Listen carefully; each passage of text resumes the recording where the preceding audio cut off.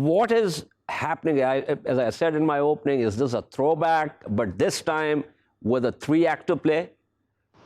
Yes, I think both Russia and the United States see that the expiration of the New START treaty in February next year is a big moment, because if that just goes out of the picture altogether, then there is no strategic arms control left.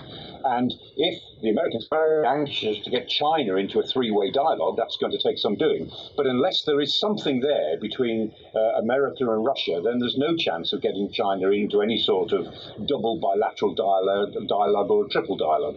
And so although both sides in Vienna today are being very cautious about what they say, both sides, both the teams are just saying, well, we'll see where we go.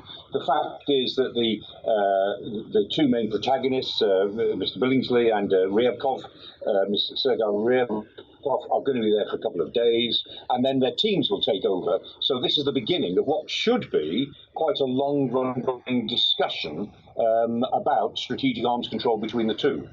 Okay, so there are two levels. There's the level of the Sherpas, of course, and where the technical issues lie. But then there's the broader strategic play where you have the political principles.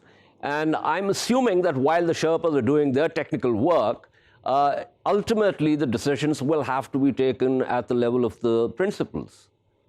Yes, of course. At some point, the principles will move into the process. If all goes the way arms control should go, the Sherpas, as you quite rightly say, will do their work over a series of months, and they'll get something ready that is a reasonable agreement or a treaty or a protocol or an accord, the best that they feel they can get, and then the principals will come in and, of course, take all the credit for it, and that's fine. But you have to have that stamp at the end, that political stamp of major leaders making a deal on this most important of all sorts of issues. So we'll see the leaders of the delegations leave Vienna in a couple of days. It will all go quiet.